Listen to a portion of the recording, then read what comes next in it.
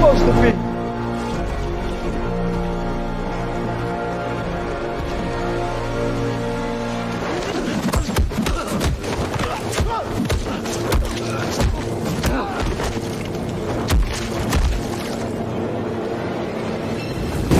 I'm vengeance.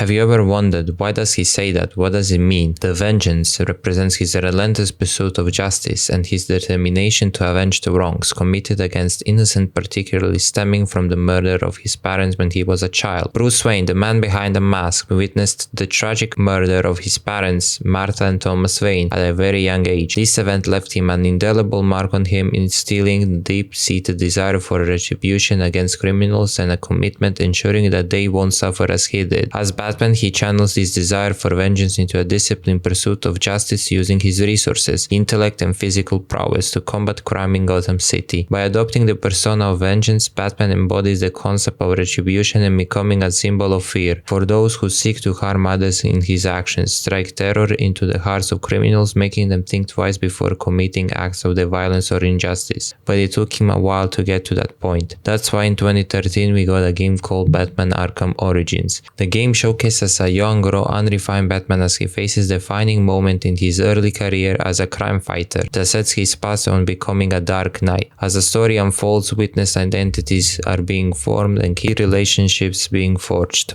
I mean, what was absolutely important to us is that it feel true to Arkham and that it is our game. Batman Arkham Origins wasn't developed by Rocksteady, a well-known studio that created other popular Batman games such as Batman Arkham Asylum, Batman Arkham City, and the latest one, Batman Arkham Knight. Since Batman Arkham Knight wasn't ready to be released to public, Warner Bros. Didn't like that. People enjoyed the Batman Arkham City game a lot and were eager to play a new Batman game. That's why Warner Bros. Montreal were in the development of a Batman Origin and Splash Damage to create a multiplayer, rest in peace. Eric Holmes, who designed Gears of War 3, had a mandate to make a new multiplayer game feature that sadly shut down back in 2016. They also had 18 months to create a game, and that isn't a long time to create a game. However, Batman Arkham Asylum was created in 21 months and they did, I would say, a better job. Now, in Origins there are lots of bugs like game crashing,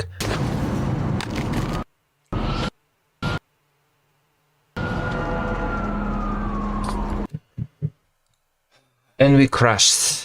Bodies flying while fighting, people getting stuck and being stuck inside a wall. Now I know I'm being a little bit salty, but considering what they said, they could have fixed it. Rocksteady gave us all of the code, all of the assets. We inherited everything from Arkham Asylum. The most frustrating thing in this game is just UI system. It's just filled with numbers and grades that honestly people don't care about. You completed a fight. Here is a bunch of XP on your screen, and why did you get it? You completed a Predator room without using the Tactivision or with gadgets without the gadgets. Here is the grade. Here is the threat level. To be honest, I don't really care. I played it the way I liked it. I played the way I want to play. Some skills and gadgets are unattainable through XP system. You have to do the Dark Knight challenges.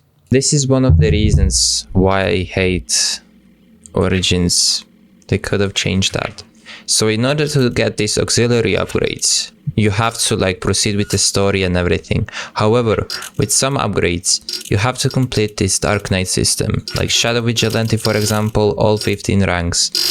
And the best part is you have to do them in order. You cannot skip through this. You want to get the best upgrade for Sonic Batarang, you have to before that perform Fallout takedowns in one Predator counter, Great Takedown, Inverted Takedown, Knockout, Smash Takedown, Ledge Takedown, complete a Predator encounter without using the Tactivision, complete a Predator counter. That's way too fucking much. One of the dumbest ways to get XP is by talking with Alfred while you're proceeding with the story. He can give you his wisdom, but it just doesn't make any sense to get XP from. What is about this game that makes it different from other video games that are out now? Well, I think something that's really unique to the game is really the Batman experience, right? We feel like definitely Arkham Asylum and Arkham City really nailed being Batman and feeling like being him. And the thing that I think we're really adding to that mix with Arkham Origins is we get to see Batman, this younger Batman. He's in his late 20s and he hasn't really figured out how far he has to push himself to go up against the competition that he's going to face. So we get to see this really formative experience for Batman in Arkham Origins. We get to see him become who who he's going to become. Now, I'm not saying that the Batman Origins isn't good. In fact, it's the best written Batman game ever made. The story, the characters are just spot on. I like how they are presented, how you as a player can learn a lot, especially if you are new to a Batman franchise. He's far from being stoic and calculated person, but he is more ruthless, impulsive, and acts upon on his emotions. So without further ado, here is my Batman Arkham Origins review and critique. You can't expect me to believe that Gotham's most eligible bachelor is spending another Christmas alone. You just ran out of time. The game starts with Vicky Vale doing an interview with Bruce Wayne and gossiping about his love life. Bruce just brushed her off since he is focused on the mission. People are asking Jim Gordon suit to be a commissioner of GCPD about a calendar man who Batman allegedly captured. He replied with, "There is no such thing as Batman." While Bruce is preparing for the night and ready to unleash his other alter ego, Alfred came up to the Batcomputer and put ignored dinner next to him. The cloche is reflecting a picture of Bruce and his parents Martin Thomas Wayne. His relationship with Alfred isn't that deep since Bruce is focused on solving the crimes. Alfred is just here to be his support. Bruce is seeing that being a Batman is something he must do, while Alfred is seeing it as his way of coping mechanism. However, they are both blinded because both are required to do what Batman does. Although Bruce is blinded by vengeance and he can't see that. Batman has a tough role to play as to why he ignores his friends. He has been on the job for 2 years now, but he didn't have any particularly hard crimes to solve, except that all changed this Christmas Eve. The dramatic entrance to the game with his high-level tech like Batcomputer, gadgets, and the suit-up scene. The first minutes of the game we can feel the anger and the adrenaline. Scenes are extremely dramatic, his body language and walking style to the Batwing just screams he wants to break the bones of the new thugs. This Batman throughout the story was yelling, shouting, being angry, getting frustrated constantly. Roger Craig Smith, the voice actor of the Batman Origins, had the opportunity to deliver this Batman with a lot of anger, and he delivered it. After the cutscene of Bruce being in the cave and preparing to go dressed as a Batman, he traveled to a prison called Blackgate to investigate the riot. At the start, he had already attacked one of the Black Mask thugs. I mean, try something original. Yeah! What the hell are you?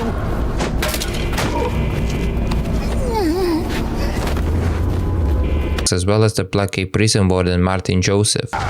No! Stay away!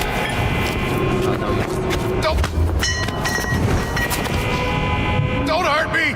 Who was corrupted and who was actually responsible for killing the calendar man, but nobody knew about it. The attack on prisoners and thugs in Blackgate is the best opening we could have get, taking out the thugs with our bare fists and finding out the drone that was recording and later on crushed into pieces just so we could pick up the memory card. While following the drone, we encountered prisoners who wanted to attack us. The game was learning or reminding us how to use attack, counters, grapples, gels, and batarangs, and how to take down normal and armored thugs before sending us out into the Gotham City. Now this is a bit too packed and too quick, since if you haven't played any Batman games, it could be a lot on your plate for the first time. However, the combat gameplay will stay the same for the majority of the game. I think it's a very effective way to get in and out of the Blackgate prison because we don't have stealth. Violence is the only option. Batman only has 2 years on his belt and his first objective was to save Commissioner Loeb, and it was a failure. Seconds later, he wanted to capture Black Mask, and we suffered the same thing. Not even 10 minutes have passed and we already are dealing with 2 failures and a boss fight against Valen Jones aka Killer Croc.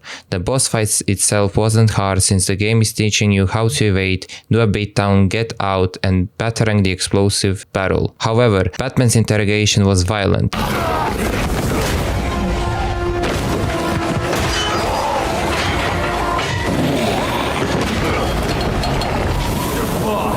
Where's he going?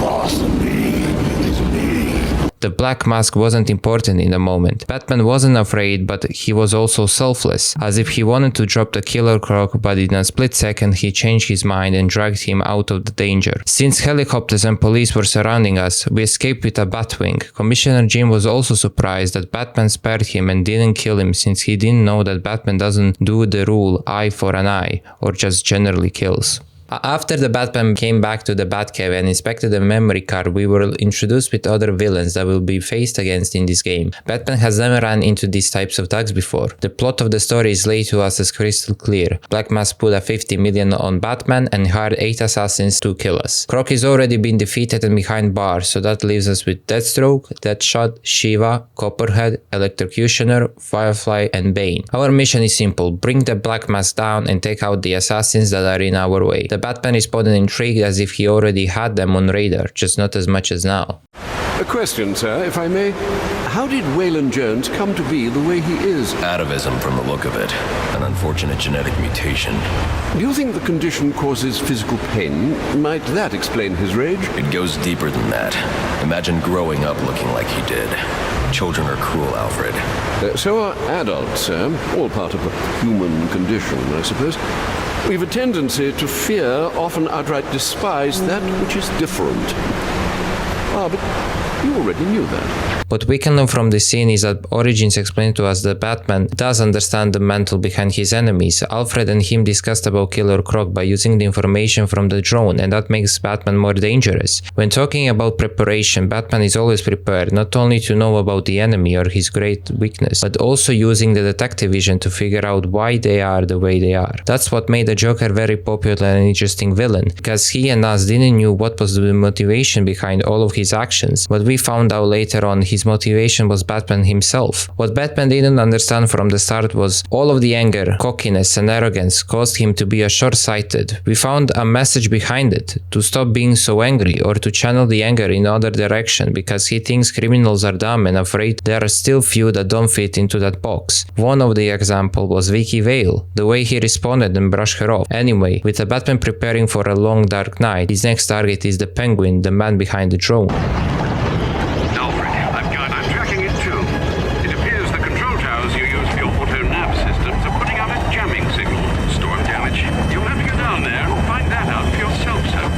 Before heading to Gotham City to find Penguin, our navigation system has been jammed. This is where the game is introducing us to different ways of takedown, such as inverted takedown, vent takedown, wall takedown, as well as ledge takedown, as well as the new character. Well, if it isn't the King Thug himself. Figured it was Riddler. time before you showed up. Sorry about the mess downstairs. Who is this? Think of me as a great big mystery, one you're never going to solve. Enigma, then. Oh, you must think you're so clever. As Batman came and fixed the jamming problem, we met Edward Nigma, aka Riddler, but in this version of the game he goes by Enigma. He's a very obnoxious person, but we can feel that his ego will grow more. He has a mission like Batman, however it's a bit different since he stored blackmail material for famous and corrupted people such as Commissioner Loeb, Warden Joseph, Brandon, Bane, Shiva, you name it. He has a lots of dirt and he's ready to release it. However, Batman is here to stop him from doing it. While hacking these towers, Batman and Riddler always have a chance to talk to each other, and I love it. And the second one being that we have to destroy 10 network relays scattered around that part of the city. There are 7 radio towers in total, but in order to take them over, you either have to fight some goons or do a puzzles with remote batarangs to put the defenses down. Enigma is also known for his trophies, aka data packs called in this game. They're the worst and most grinding parts of the game since you have to collect all 200 of them. Some of them are placed behind the walls, others are just laying on the ground ready to be picked up, as well as doing some puzzles. Now let this not be a demotivation because while you are playing the game you can always collect them. Now, if enemies are having green aura around them, that means they're real lieutenants. They're often hiding if you interrogate them, they will show you the locations of the data packs. Where's the Penguin? I don't know. Where is he? I swear. Damn. We like to say when our character makes mistakes, but when he makes mistakes, they're awesome mistakes. When he chokes that guy out to get that information out of him, he chokes that guy so hard the guy passes out. And then he's got to figure out a way to wake that guy up and extract the information out of him. You don't leave that feeling like, oh man, I suck. You leave that feeling like, wow, am I ever awesome? That's what we mean when we say when he makes mistakes, he makes awesome mistakes. This scene where Batman interrogates Penguin's thug, we can see that the Batman again makes a mistake by choking him out cold. This sort of interrogation we do not only see here, but also when we are doing a crime scene where parents are murdered in the alley. What do you think you're doing? Do you know who I am? I know exactly who you are. You didn't do it for money. You didn't even do it for love. You're choking me. I can't breathe. Not out of jealousy, not out of anger. You did it because you're a small, selfish, malicious... Sir, is everything all right? Your vital signs are rather erratic. What the hell's wrong with you? He almost killed a man but managed to restrain himself from doing it while he was interrogating him because of his past trauma of his parents being murdered also in the street. It made him angry but it also made him blind. Across the story we see a Batman mess up quite a lot, but he is still learning and makes scenes more dramatic. That's why this time he used a different tactic, by bringing loose lips up to the top of the clock tower, and in the end he got the answer he needed and he dropped loose lips onto the Christmas tree. But by the way this scene is presented, it's more luck than being calculated move. After a few minutes we are on a penguin ship and he is hosting a fight tournament on a Christmas Eve, and it's a brilliant idea since it's actually legal. However, when we enter the fight we have to interrogate one of the thugs and approach went different. Where's Cobblepot? I ain't telling you, Jack. A little more pressure and I'll crush your larynx. What's it going to be? All right, all right. He's in his office. Only way in is through the theater, on the other side of the casino. But you'll never get past Tracy. Tracy is not a problem. After the interrogation and being in the fight ring for some time, we were introduced to Lester Buczynski, aka Electrocutioner. After a tough fight against him more or less, Penguin retreated deeper into a ship past a casino which is far away, and he was doing his interrogation on Falcone's son, but he wanted Falcone to stop being on his turf. After Falcone's son accepted the Penguin's offer, Penguin still tortured him, but Batman came in and joined the party to have interrogation of his own Penguin. Penguin doesn't see us as the world's greatest detective or the Dark Knight. He thinks we are one of them and that he has seen our act, but since Penguin is a coward, beating him up works like a charm. By being scared, bruised and feared of Batman, Penguin tells that Black Mask is headquartered in Lacey Towers and that there was a murder. But before Batman could do anything, we were interrupted by being pulled out to the arena again, and that's where we met for the first time Deathstroke, first actual challenge against Batman. The villain has 3 phases, making 2 first phases just playing as much aggressive against him as possible, and the third phase just being more cautious against the daggers. After defeating him, Deathstroke was surprised. We got a water with a remote claw, a new tool that was introduced and that will be put into a good use for later in stealth missions but as well as in combat. What I can show you is we can do, for example, we can clip them together like this. We can take them out. We can go up to the gargoyle again. We can zip the gargoyles together so we can walk on the line. As well as you can also take enemy like this. So, for example, we can like do a zip line as well. We can connect the explosives. So as he's walking like this, we can basically connect to them. Boom. 1 takedown. Now the opponent next to him will be knocked. Okay, so you can only take 1. As well as you can connect fire extinguishers to them, which gives you like a vision like from smoke pellets, so you can't see anything, and you can use detective vision to see them, but since we have a jammer here we can't really. Connect this. Another good feature is you can connect remote cloth. You can connect them to gargoyle, and this way you don't have to do the inverted takedown, which is nice, quick and easy. You can do that 3 times since you have 3 charges, as well as connect to these I don't know what they are called, I guess whatever that holds that wire. I don't know what it's called. Let me know in the comments or something. What I didn't said, you can, and as well as like I said, you can connect this. However, once you have an upgrade, you can actually do this. We need to spread out. You can actually connect them, which is insane. What you can also actually do, what you can actually also do is do a tightrope takedown. Now they're all loud, so enemies will hear you for sure. But anyways, that's about it. As well as we have a concussion grenade. Now, haven't described it yet, but this concussion grenade is basically just as normal as Batarang. So you basically throw it on a person, he's being concussed. There we go. And they will start shooting. The stun rate is the same as for Batarang. You can actually quick cast the concussion detonator. Now I'm playing on keyboard, and for me it's this like next to 0.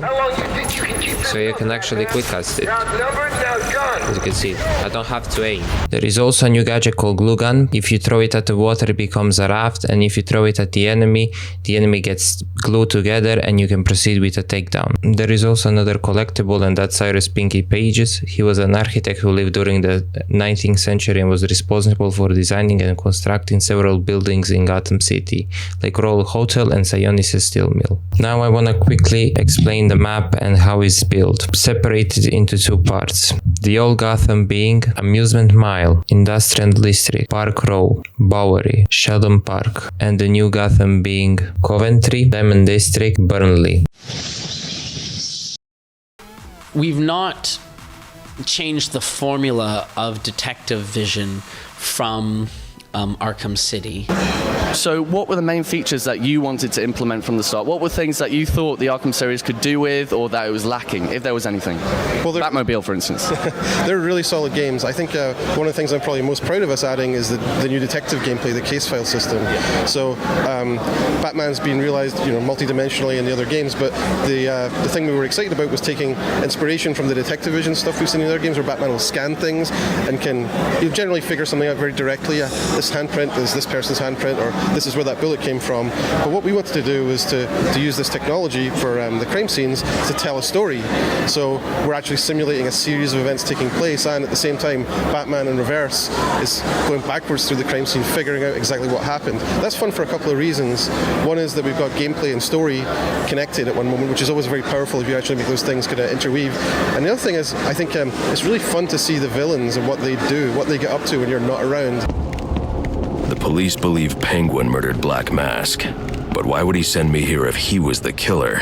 It doesn't add up. While Ben Matt said they haven't changed anything, on the other side Eddie Holmes looks like he's disagreeing with him, since he said that they added something new and he's proud of it. I agree with him. This is one of the best features in the game, since Batman and us as a player can discover what happened on a crime scene. Not only here we investigate a murder of Black Mask throughout this feature, but also many more crime scenes around the map. As Batman we are also investigating other crimes such as murder of someone's parents, a guy who killed for a promotion, a guy who tried to launder the money but the other guy backed out, a journalist who chased a story and got shot, a policeman who killed his colleague, and a guy who was at the wrong place at the wrong time and saw Bane's planning something, so the Bane's henchman killed him by throwing a fan on him. As we set foot in the Black Mask flat, we can immediately see that the place is trashed. Broken glass everywhere, broken table, phone on the ground, balcony door being opened, as well as the place being half burned. The first thing we investigate is a dead body on the ground and the Roman Sionis girlfriend hanging from a chandelier. Even Batman says she was no angel, since she has committed crimes before. However, she was shot by Sionis himself. He tried surprising the enemy from behind, lost a battle and was dragged on the floor to the destination, where a killer put a gun into his hands and shot her. We saw on the phone messages about someone named Joker, and I think this is the best way you can be introduced with a character. We don't know anything about him or where he is. All we know is that he is dangerous. We needed more information, so we headed back into a Batcave to get a concussion grenade and came back to infiltrate none other than GCPD. While sneaking through GCPD, we can hear how cops wants the money for themselves, since Batman has 50 million bounty on his head. While you jokers were playing cleanup crew at Blackgate, I was making us some money. I worked out a deal with our pal Black Mask. If any of us can kill the Bat before the assassins get to him, we get the bounty. All $50 million of it. And for those of you who ain't too good with the math, that means we all retire early. They're all corrupted as they come and go, and we all know how Batman likes to talk, so we had to take one guard silently. On our way to get to the server room, we can see through a vent Jim Gordon and the squad looking beaten up because of Commissioner Loeb's death. However, they seem more focused than ever, since they see Batman as the biggest threat to Gotham City for now. Cut the chatter, people. Our goal is to ensure order in this city. So our number one priority becomes bringing in the Bat before these assassins get to him. As we approached the server room, we needed to hack the panel first. However, our signals being disrupted, as we needed to find a new gadget called Disruptor to kill the jammer. While on our way to finding it, we could hear Loose Lips being interrogated by a policeman. Of course, as a Batman, we silently took down the policeman and did another interrogation on Loose Lips, and told us where it is located. We got the new Disruptor and came back to killing the jamming signal and finally entered the server room. That's where we met a new character called Barbara, aka Gordon's daughter. I need access to the National Criminal Database. It's right here. You must spend a lot of time here.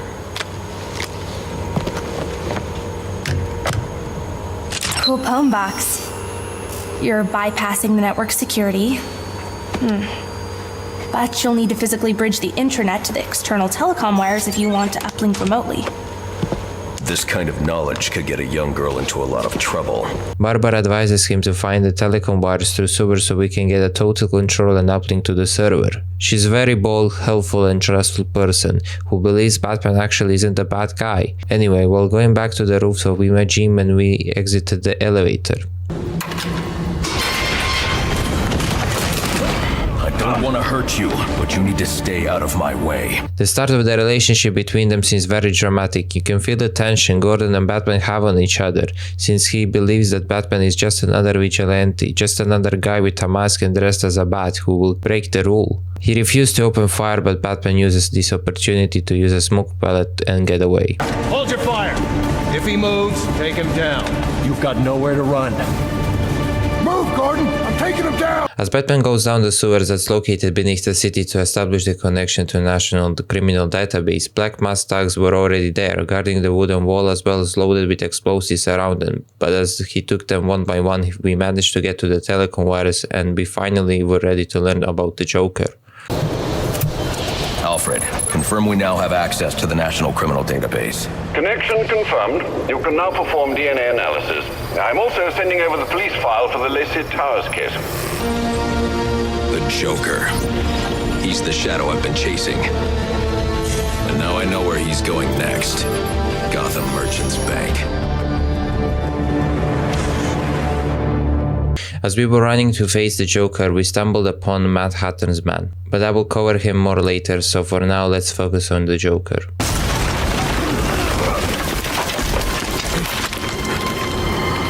Okay. Think you can just waltz into my bank, huh?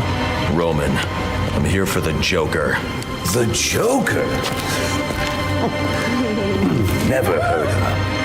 How about you, dog? Know the Joker? The who?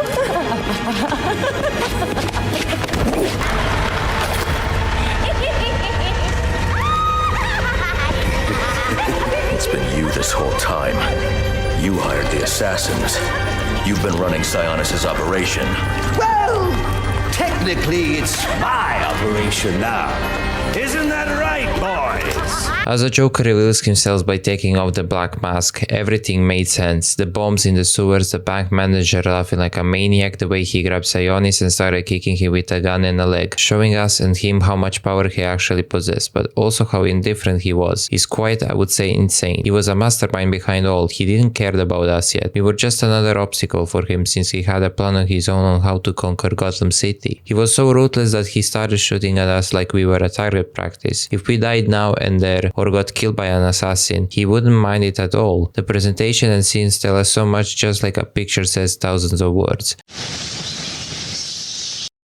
Tracing down the Black Mask signal to the steel mill, Batman prepares himself to save the mobster. However, another assassin is stalking us, ready to try and take us down. Joker's turnaround in the story makes this main campaign story a stepping stone. No more assassins, we want Joker to be beaten, taken down and brought to justice. While we are on the topic of assassins, two of them aren't really a threat. They don't hunt us or are in the story. They're just side missions. One of them is Deadshot aka Floyd Lawton, who took down the police helicopter, and Batman, as the world's greatest detective, found out his location and we took him down. She, on the other hand, tried to trick us by using a baby stroller, and inside the stroller was a recorded sound of baby crying using some sort of cassette recorder. After we managed to dodge her attack, she gave us the test to pass by making one policeman hanging over electrified water. The Dark Knight saved the policeman by shutting down the power generators and went to follow the blood trail of another cop. After getting to a destination, we can see that the cop died and she was tracked again, challenging us to fight her in the building located in Sheldon Park. After we beat her, she just disappears. As I mentioned before, Mad Hatter aka Jarvis Tetch is also in the game. Even though he isn't an assassin trying to kill us, he still must be stopped. Jarvis is a computer expert with a fixation on Lewis Carroll's Alex adventures in the Wonderland. He usually does mind controls, hypnosis to manipulate and control his victims. Jarvis kidnapped a girl and he wanted her to be his Alice, since he wanted to create his own version of Wonderland. Mad Hatter hypnotized Batman, but Batman throughout his imagination stopped him by solving little puzzles and fighting his goons, as well as knocking him out with a batarang. I've got a story to tell you. about crime and violence, greed and vengeance. But it's also a story of redemption. Anarchy is a character known for his anti-authoritarian philosophy and his desire to create a society free government control and corruption. He is often portrayed as a young prodigy with a strong sense of justice but a willingness to use a violent and extreme methods to achieve his goals.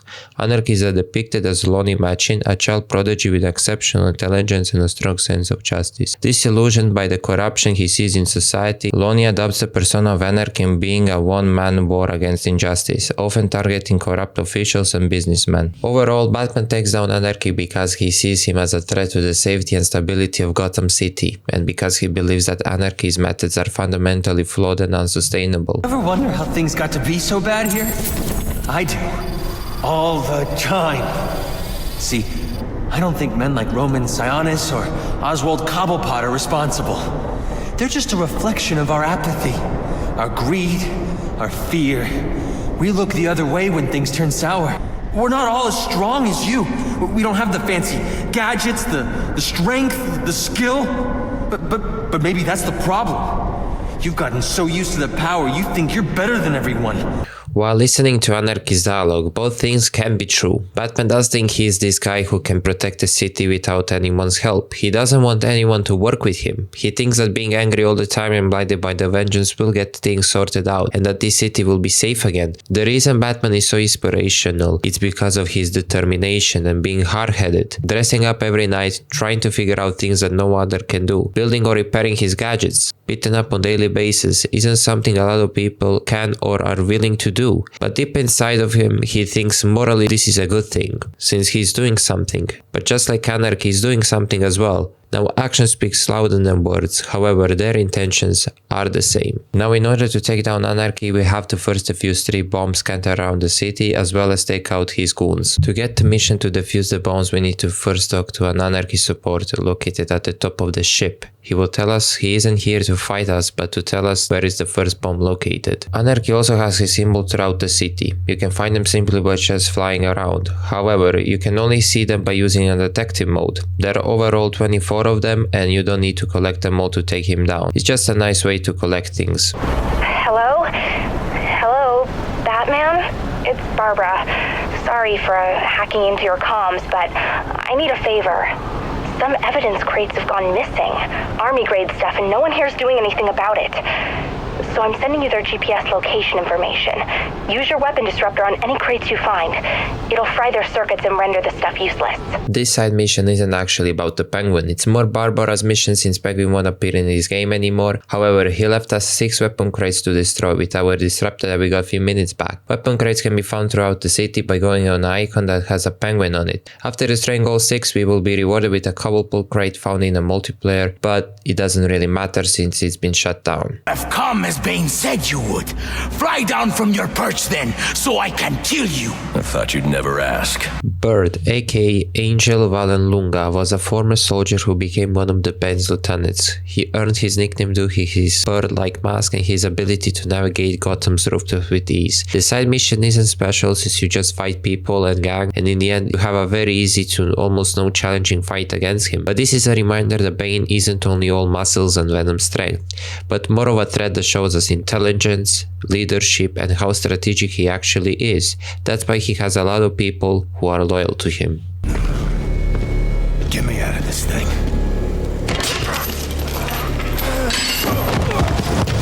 Where's the Joker? Go to hell. Wrong answer.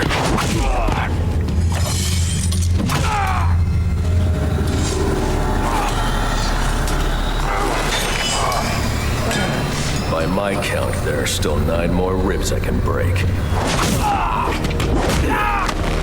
Do you think that'll make me talk? After what he's put me through, the torture, turned my men on me, stole from me, murdered my woman, he's my kill, not yours. Joker trapped Black Mask in Steel Mill. Batman came to rescue him, but also with the cost of doing an interrogation of his own. As we came to see, Batman is being blinded by anger and fury again since he wants to know the Joker's location. Black Mask wanted to kill Joker himself, so he isn't giving us the location. So Batman decided to give Black Mask a beating, thinking pain will make him talk. Even though a king lost an empire, he would rather still go through torture than to speak. By breaking ribs, kicking him in the gut, Batman realized that he has to do a smarter approach, and he did. Hacking his Peacemaker could have actually made him talk, but Copperhead took the advantage and struck first.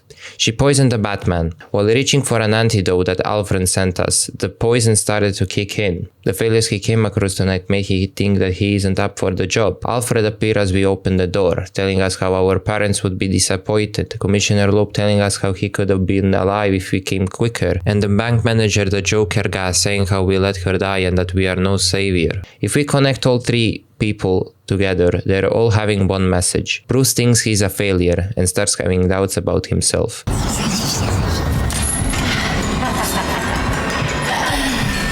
During the boss fight, the game is giving a player a liberal use of free flow attacks and using the explosive gels, testing us on using those utilities and skills, just like a Deathstroke tested our countering skills. Defeating her, she tells us the Joker is holding a meeting in Royal Hotel. Before Copperhead boss fight, she bought some time for Sionis, who managed to slip away. He didn't left us empty-handed though. While we were heading outside, Sionis left us a giant tank filled with some kind of gas that's used for making drugs.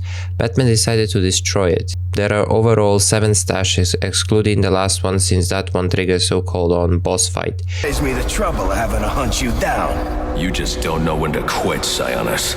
Guess we've got that in common. One way or another, I'm taking you in. Now we can do this the easy way, or the hard way. But I think you know my choice. Then we've got that in common too. In my opinion, it was less exciting as I thought it would be. After all, he was an important character before the Joker, and all they left us was with a fight against him and the goons. There is not even a cutscene, kinda disappointing. As we are arriving to the lobby of Gotham's Royal Hotel, Joker took over the whole building. There are enough explosives here to take down this building. Wonder what other surprises I'll find. The entrance is written with a green paint and room filled with bombs that he can't wait to detonate. Friends, assassins, welcome to our first quarterly performance review.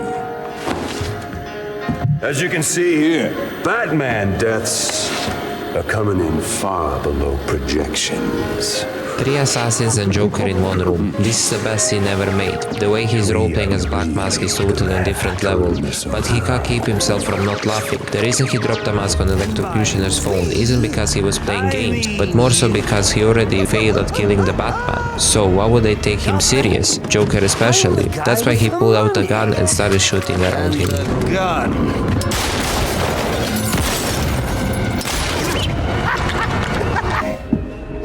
So do you have anything else to contribute? I didn't think so.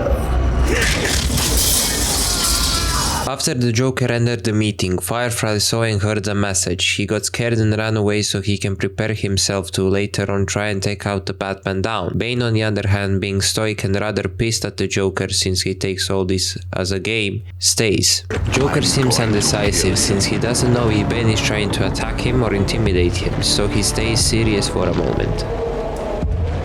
So you wait.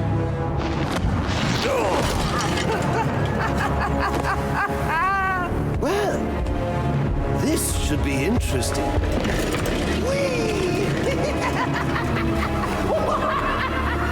The death of Electrocutioner didn't go to waste for Batman, since his body was dropped close to him. Batman saw his gloves can be electrified, so he decides to take them, and just like that we got the most broken thing in the game called shock gloves. While running to the Joker, he puts TVs across the rooms, trying to irritate us in some sort of way. However, while we are trying to get to him, he made us do 2 challenges in his playground. The first one was to save his goons that were tied up to the chair while water being electrified, the other one being strapped to some type of torture device while we are guessing the order of balloons. After that, Joker seemed intrigued and curious in us, since we are saving them rather than killing, but we got his attention. Of you to drop in, and just in time. He's my parasol. Remember, you gave your word. This is the hardest boss in the game. You have 1 minute. Do they even have manners where he comes from? When Batman was ready to face the Joker was ready to test him for one last time. He pushes the lever that activated the bomb and destroyed a construction site. Batman angrily picked him up in the air and said, "How many lives have you just took?" He replied with, "None, I think." He's testing him. It's a way Joker brags. He changed his mind about us. Instead of seeing us as an obstacle, he sees us as an intriguing person, almost obsessed with us. Batman got few hits on him and Bane was pissed. Playtime was over. He wanted us dead or break our bones. Either way, he wants his fair share, and that's when we got into a boss fight with him. The first phase, he's just like a giant dude. You stun him and start beating him. When he took off the jacket, that's when things started to get serious. We can see the tubes, venom flowing and being ejected in him. Now this may be scary at first, but all you do is counter one heavy attack from him and stun him again, and start beating him so you can remove the tubes and repeat just like in first phase. Since we met all types of enemies in this game, I want to quickly take the focus on that. We have normal enemies and an armor that we encounter for the first time during the assault in Blackgate. But there are a few new types. There are enforcers, which are just bigger and meaner guys that you can either just keep hitting while having shock gloves or normal attacks, as well as using stuns and beatdowns. Now enforcers can come with armor as well, and those are a little tough to crack, since you either can take down the armor in three ways.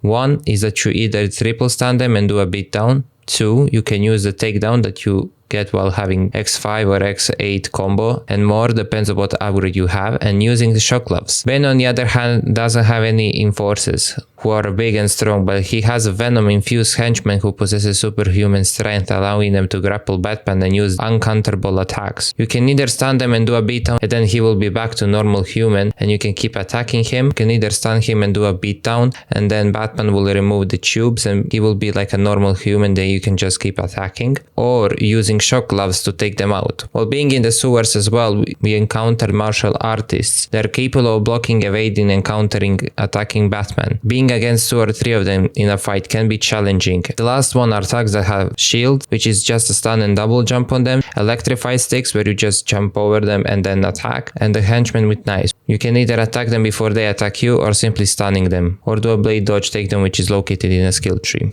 Before the third phase, Bane grabbed Batman and threw him out of the window. Batman wasn't ready to give up. In fact, he was ready to sacrifice himself and do whatever it takes. Third phase is combining first and second phase. However, Bane starts running into us constantly with a couple of his thugs spawning and trying to sabotage us. But it shouldn't be a challenge if you pay attention to him most of the time and keep evading him. Bane has not been defeated, but Batman looks exhausted. The fight stopped because police came, and in a way they helped Batman. Bane grabbed onto a helicopter, picked up an RPG and tried to blow Joker up. However, Batman saved the Joker while he was free falling, and when they landed, Joker was confused, threatening us that he will shoot us, yet he shot 2 of his men. He kinda did repay us, just in his own world. He put the gun next to his head, immediately stopped him, and Joker gave himself to GCPD. At this point, Joker has evolved. He started to be obsessed with us. Police came, handcuffed him, and the cop asked him, "Where is your partner, Batman?" Joker replied, "My partner." The cop answered back and said, "Who else would jump off a building to save you?" Joker replied, "I was wondering the same thing." After that tough fight, Joker was taken to the Blackgate prison and had an appointment with a psychiatrist, none other than Harley Quinzel. Harley asked Joker multiple questions, and he always said something about Batman, how he is feeling about him. Yet she's so blinded by love that she thinks he is talking about her. We played as a Joker for a bit, trying to see the world through his eyes, which is a nice touch, I must say. He doesn't see Batman as some kind of villain or a hero, but a monster. He also relived the moments from his past, thrown in the acid, failed as a comedian, and being a Red Hood. Wherever he runs, we can see the Batswarm transition, as if Batman is always following him. However, I do feel like Batman and Joker can be connected because they both share a coping mechanism. Joker being a clown and Bruce being a bat. But Joker thinks he's finally found a motivation and purpose to live, and that is Batman. He said that fate or destiny have brought them together, and he wants to embrace the madness he possesses. My name's Harleen.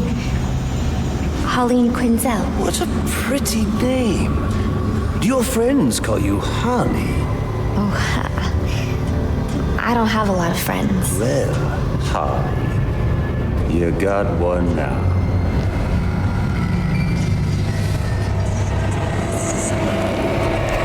Master Bruce, stop! Master Bruce! Bruce, I will not in good conscience allow you to go. You're outmatched by these assassins. What? You're not some hardened vigilante. You're a young man with a trust fund and too much anger. You're in over your head, and I don't want this to be your end. While Joker is in the prison, the madness is growing more as each minute passes. He is evolving, growing. Bruce isn't. Blinded by the anger and vengeance, he's doing more harm than good, blaming Alfred for calling the GCPD, saying if they haven't interrupted their fight, he would have put Bane behind the bars and it would all be over. Alfred, being passive-aggressive, tells him directly in the face what he has on his chest, making the bold move. Bruce is just brushing off friend's advice. Refusing to listen, he marched out to the Gotham City looking for a revenge on Bane. While we tracked Bane's location, which was hidden down in the sewers, Bane led us to his hideout, but there was a surprise waiting for us. He's been spying on us since the beginning. He knows our identity. He knows we are Bruce Wayne. That means he knows who we are.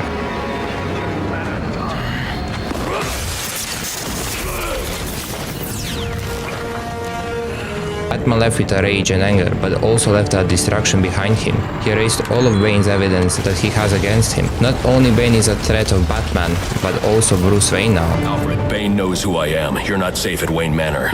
Got it. I'll call the police.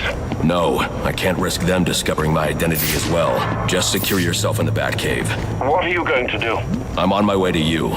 I'll figure something out. Angry Batman, while heading back to the Batcave, stumbled upon another threat, another assassin.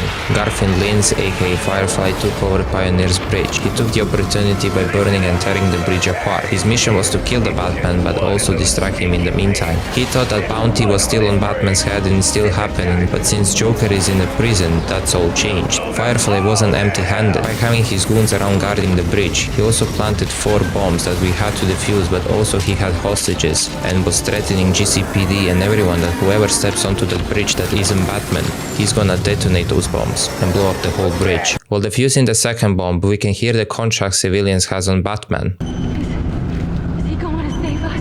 I'm not sure, but he sure beat the hell out of those goons. I've heard about him. He's a criminal, wanted by the cops. Just stay quiet. Maybe he'll leave. Don't be stupid. Why would he do what he just did if he wasn't here to help? If you're so sure about him, why are you whispering? Will you two shut up? Let's just see what he does. They're all calling him a hero, and that makes a Bruce, say, uncomfortable. Don't send in your men. Firefly has the bridge rigged with explosives. Batman and Gordon still have antipathy towards each other. Gordon doesn't want to cooperate, blaming us for all that has been and is happening. You're the reason those people are in danger. He's doing this for the bounty on your head. Give yourself up! He refused to open the fire escape doors, neither for us to defuse the 4th bomb, but in the end his team managed to do it. There is a trust yet to be built, but that's all changed after defeating Firefly at the Pioneer's Bridge. Gordon admits he made a mistake and should have opened the doors for Batman. You didn't listen. I'm not big on taking orders from wanted men. I'm not big on taking orders from cops. I should have gotten to that last bomb. Yeah, and I should have given you access to that security door. But between the two of us, we covered it pretty well. Batman rushed into a Batcave and it's in pieces, everything being destroyed, set on fire. Bane not only destroyed our home, but Alfred as well. Don't add me to the weight you carry. In this scene we can feel, see and hear the writing Duma Wenshu, Ryan Galetta and Corey May, the writers of Batman Arkham Origins, show their talent. Alfred saying those words touched Batman and he thought of something smart. No! Using shock gloves as a defibrillator, Alfred came back to life and finally understood. I haven't always been supportive of what you do, but I understand now. Go. They need you out there. Alfred came back to life. He finally understood. Why are we so afraid? And why does Bane scare us? There are villains out there who are willing to do anything to rule the city, and the Batman is its last guardian left. Bruce is having flashbacks, feeling the pain again, failed to save the bank manager, death of the parents, and now he almost lost Alfred, thinking he can find the strength again in anger and vengeance. But Alfred's wisdom not only touched Bruce, but also touched us as a player. No, you can't. Not on your own, but it's high time you realize that you are a man, not an island. And a man's strength comes not from just brawn and intelligence, but also from his allies. The one alert. The Joker has escaped from his cell and is leading the riots at Blackgate. Repeat, the Joker has taken over the entire prison. Multiple casualties, multiple hostages. Again, we have lost Blackgate. Captain Gordon is calling on anyone for assistance. They need you. No. They need us. It's a valuable and thoughtful lesson. It's a big progress for Bruce, but also for Batman. Bane is still out there and Joker now took over the control of a prison. We are back at the beginning, the Blackgate prison. Although now Joker owns the place like a king its castle. Getting back at where we started is a smart and actually on the other hand good comparison on how Bruce, Batman and Gotham has evolved in one night. Mattresses all around the place, writings being written by green paint, toilet paper everywhere. Joker made it look like a real asylum, talking across the whole prison via radio. Where is my little bad dog? Where can he be? His madness grew more than ever, waiting for Batman to show himself.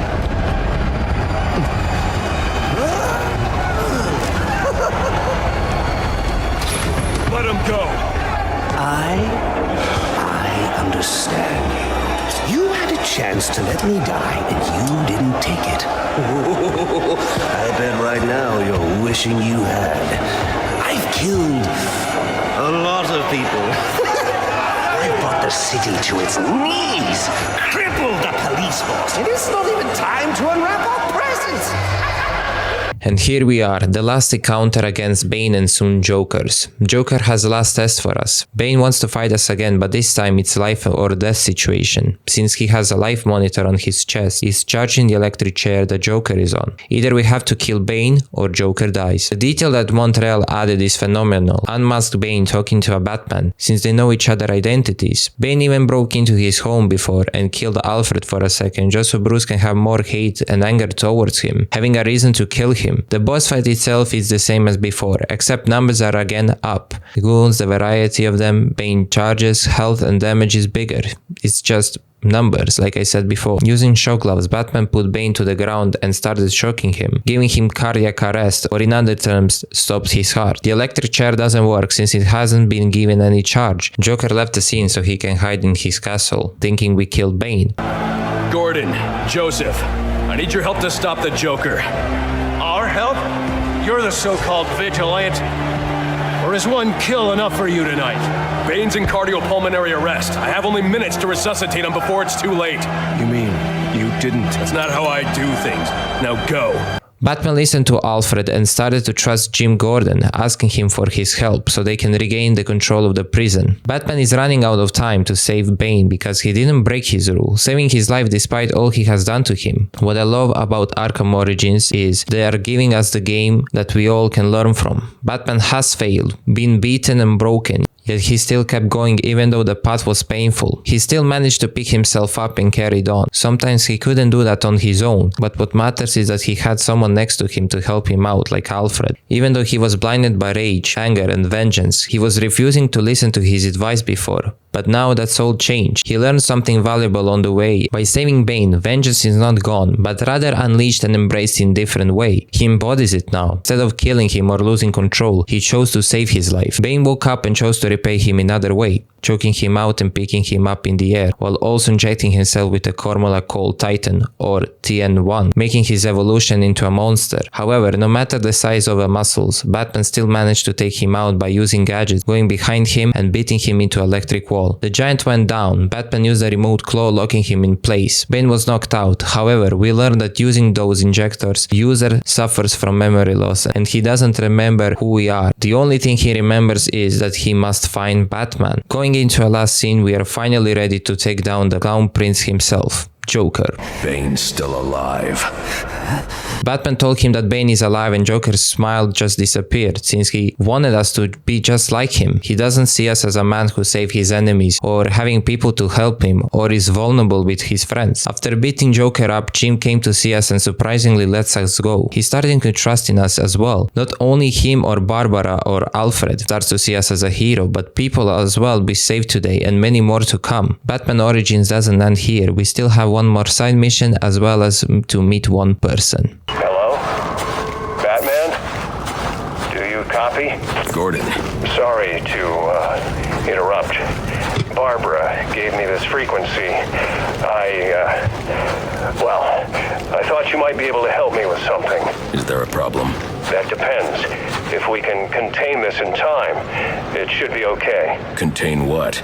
We've got some Blackgate escapees stirring up trouble in the city. And after tonight's events, I'm a little short-staffed at the moment. So you want me to bring them in? Well, that's what you do, right? I'll see what I can do. After completing a story, not everything came back to being normal. Gordon needs our help. The prisoners have escaped and we have to capture them. There are overall 20 of them scattered around the Gotham and you only fight goons and interrogate them. To be honest, I expected more. This most wanted mission seems like a filler, just to have something after the game. Alright, that's the last of them. Thanks, Batman. I owe you one. Then do me a favor. Tell your people to back off and let me do my job. I'll think about it. Don't take too long. I've got a feeling we'll be doing this again soon. Mr. Boyle seems to be after your title as Gotham's biggest philanthropic industrialist. Gotham needs more people like him. Bruce! Hey. I am blown away by your support. It's well deserved. You're going to change the world, Ferris. Hey, we'll change it together, right? Bruce Wayne playing a billionaire playboy during the day and Batman during the night. Even though he maybe learned his lessons while facing the toughest villains Gotham has ever gotten, Bruce still needs to learn one more lesson, and that's empathy. A week has passed, it's a New Year's Eve. Bruce Wayne is hosting a gala in Wayne Manor, and Mr. Ferris Boyle, CEO of GothCorp, won a humanitarian award. Bruce believes in Ferris. He sees him as a good man that can do wonders for Gotham. Bruce has always been cocky and naive, misjudged Boyle's character. Forget to pay your heating bill, Bruce?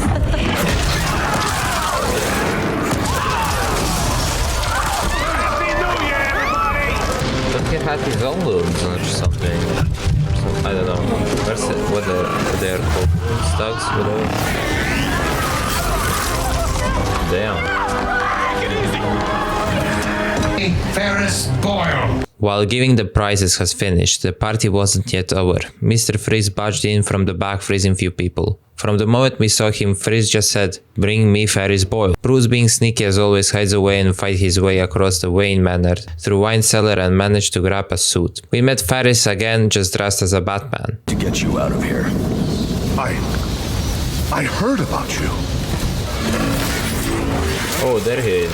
Oh, shit. Then you crashed the wrong party. Freezing Batman introduced himself, and I must say it's a very good introduction. What we can see from the start is Freeze is on the mission, but he needs Ferris for it, and he isn't stopping. While following Mr. Freeze, we met with a new type of thug. The Fringe henchman equipped with a cheaper and smaller version of what he has. What I like about it is that you have to play more defensive, dodging the blast, and then after he wasted the ammo, waiting for a recharge, we just go aggressive. Or press a takedown button when we can. He can also freeze his own people. Crab barrels are added in a way. They have been swapped with explosive ones. I kinda miss them being here, but it gives you some variety and that's a good thing. We also lost glue grenade as well, but we got a thermal batarang, and shock gloves have been swapped by thermal gloves. Thermal gloves can also break ice blocks as well as the ice walls.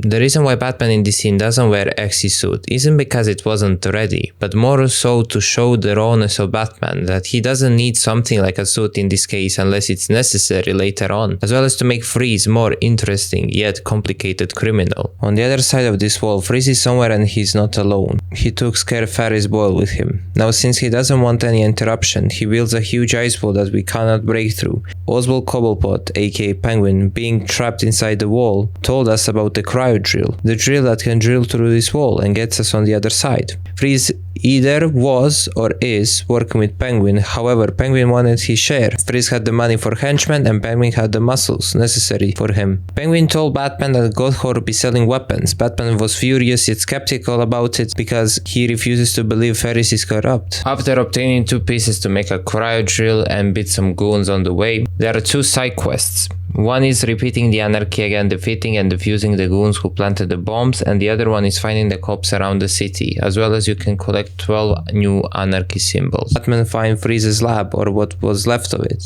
However, Bruce had to swallow a hard pill.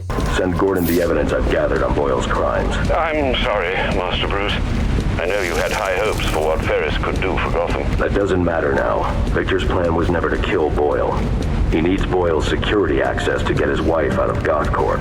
That's all he wants. And now, you're going to stop him? I have to. And are you still going to need that gurney? I am. But not for Victor. Victor Freeze is doing all of this because of one person that he only loves, his wife Nora, whom is suffering from Huntington's disease, and he wants and needs to find a cure. His wife was dying, and so he had to cryogenically froze her to buy her and himself more time. Ferris said he would fund this research if he worked on cryoweapons at GothCorp.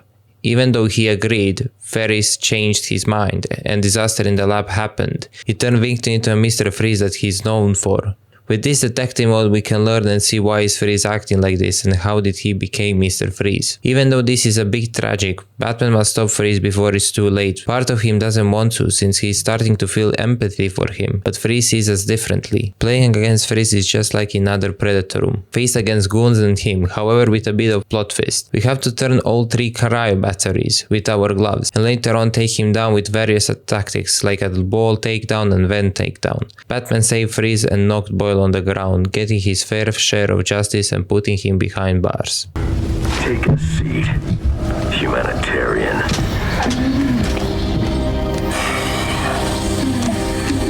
Cryogenic containment restored.